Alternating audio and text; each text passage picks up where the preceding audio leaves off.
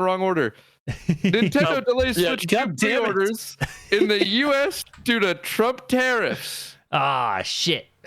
Yeah, so a lot of people speculate that was a lot of people speculate that the 450 price, that extra $50, was them anticipating tariffs. They could not have anticipated how insane these tariffs were. So, as such, Nintendo has to go back to the drawing board and reevaluate. Yeah. Basically, Maybe, is what yeah. happened here. Yeah, so So the thing is that the Switch, its manufacturing cost is, I believe, like $256, and it's primarily Switch made 2. in the Switch 2. Its manufacturing cost is like $256. It's primarily made in Vietnam and Cambodia. So those two places have gotten a 46 and 49% tariff respectively. And that's so much. If you're going off of the cost, it adds another $150. Yep. And $150 extra is crazy. $600 Switch 2, baby. Yeah. Just straight up to 600. Reasonably, if the tariff price is not going off of the constructed value of a Switch 2, but the retail value of the Switch 2, which it more likely is, it's $650. Goes up $200. Yeah. So it's just a massive shot to the viability of purchasing the console if the price update is what the tariffs would imply. There is evidently some preparation based on the actions of the prior Trump administration by Nintendo in moving from China to Vietnam and Cambodia.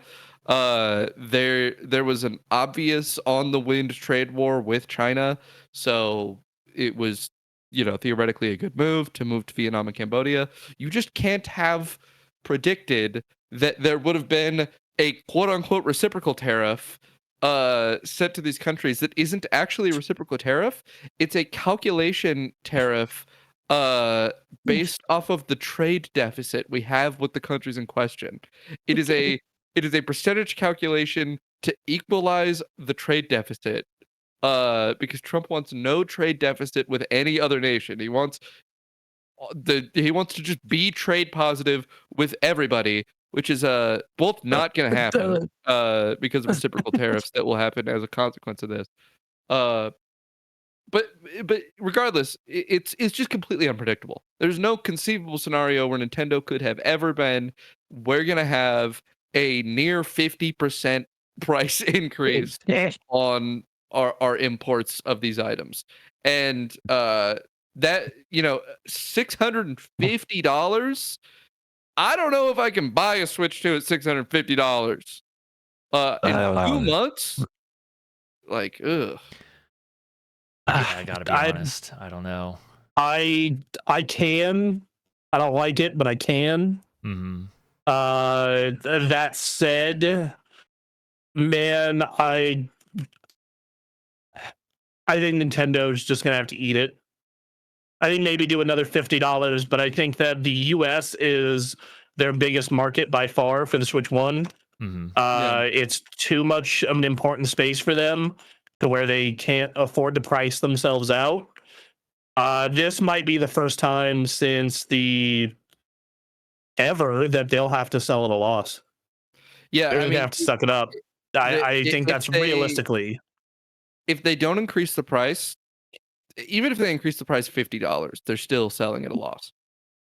Right? Yeah, then they are going to have to do the old Sony thing of all right, PS3 scenario. It.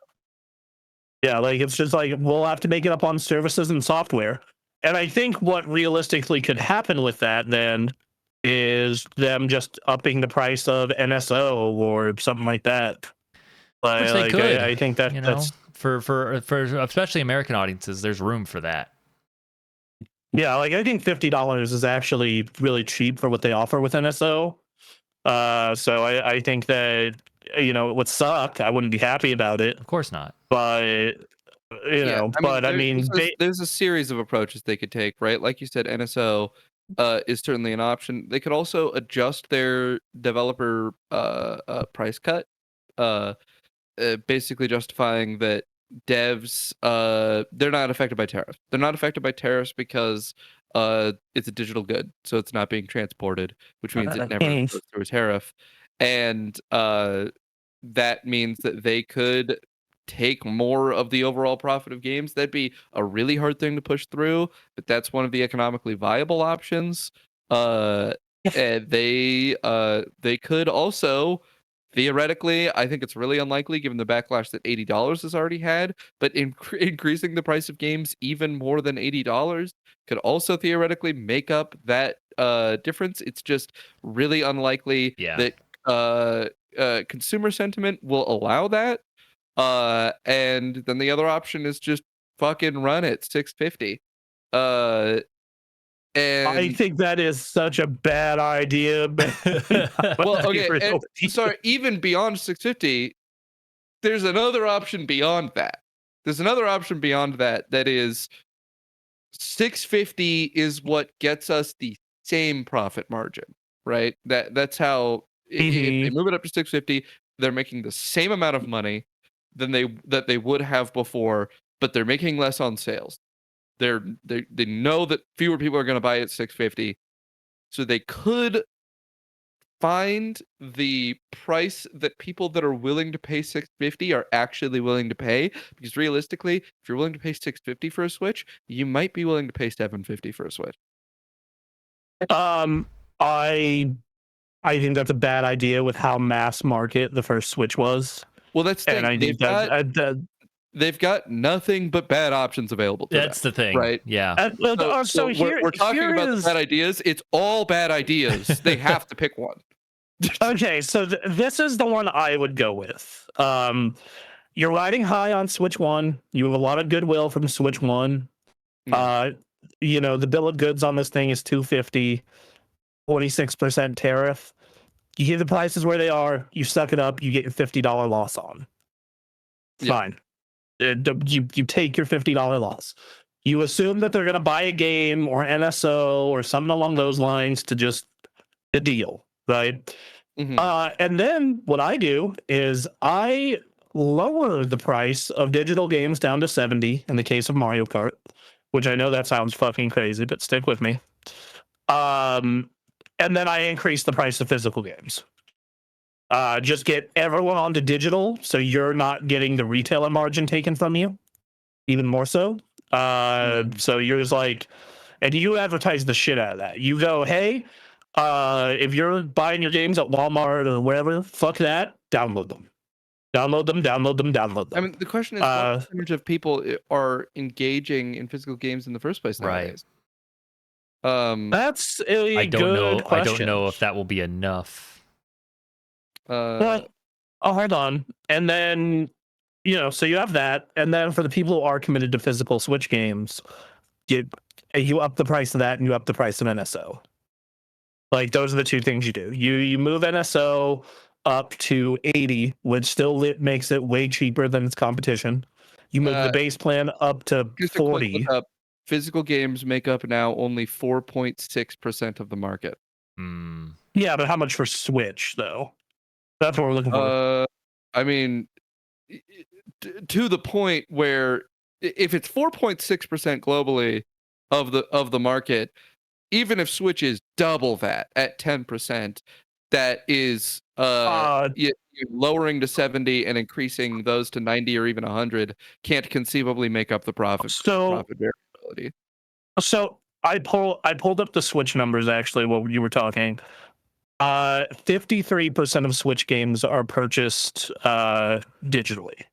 Switch has a real big margin of people who still are on physical. That's a lot. So that's a lot bigger for them. It obviously shrinks. I am sure, but if they made that move, but they could do that, I don't think.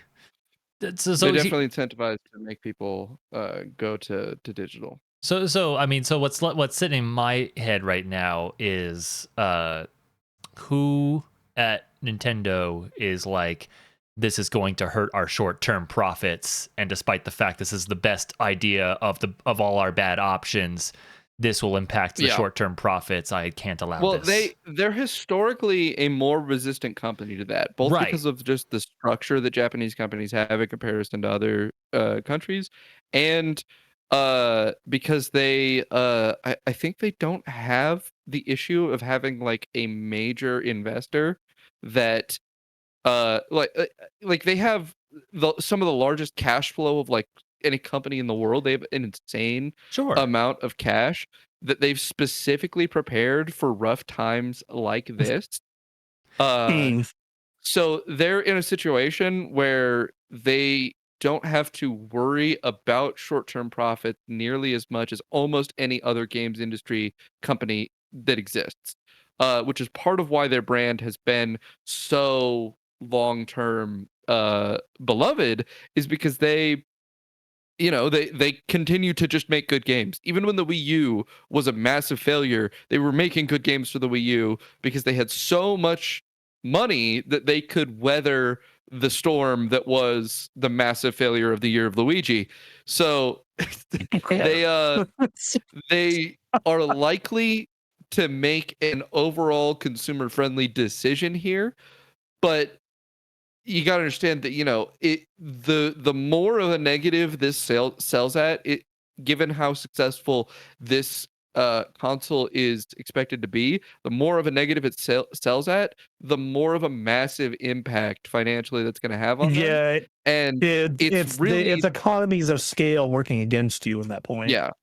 It's the fact of the matter is that it kind of sucks for them that this is a great console coming during this period of time, because like when the number gets too high for how much of a hit that's going to be to your profits, even a company like Nintendo that is as well prepared for a bad year can get to the point where they're going to be making a decision that's like, sorry guys, it just needs to be $650.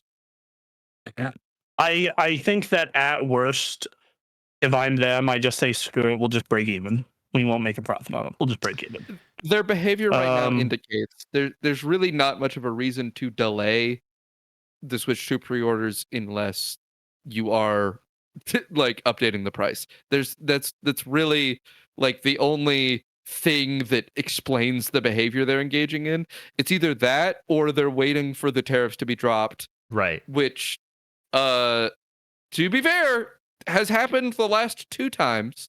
Yeah. They were dropped within a month or delayed within a month. Now the Nintendo Switch already has hundreds of thousands of consoles in the US. Yes. They have a bit, like, it's not going to be selling everything at a loss, which can also mean that they don't have to go to 650. They could go, okay, well, we can get the extra profit margin at 600 because of these consoles we already have. They could be just delaying the release in the US until there's a pause on the tariffs, which has again happened in the other situations. There's been 30-day delays or something on a lot of the tariffs, and they could be going, okay, well, maybe we'll wait for a 30-day delay and then import all the consoles they can during that period of time, and then they can sell at price, and we will inevitably end up dealing with a bunch of stock running out. Even though they prepared specifically for it, they could not adjust the price at all and just have very little stock in the US also. I mean, that is also a possibility. I think that in this case, like, supposedly Vietnam, where they're being manufactured, is already in talks with the US. They April 9th is when the implementation of tariffs are supposed to go into effect for Vietnam. Vietnam has a 46% tariff on it. And they're currently, they immediately are asking for a 45-day delay and to come to the table and talk about a 0% tariff. If in exchange for Vietnam, get a 45-day delay, you can likely move the majority of the Switch's stock intended for the US into the US in that period of time, which could mean not increasing the price, but it also means still that they won't be They won't be updating stock like after they go out of their initial run. That's it for probably a while. I think that shit, no matter what you have to do, I think just to break even on it, so that means $500 switch too, right? Yeah. I think that's the reality of it. It's like yeah, okay, fine, bill of goods plus 46%. Yeah, and I'm going to bring this into our next story. Nintendo, the one I Yes. Nintendo will sell a cheaper $330 Switch to in hand that is regional. So this is making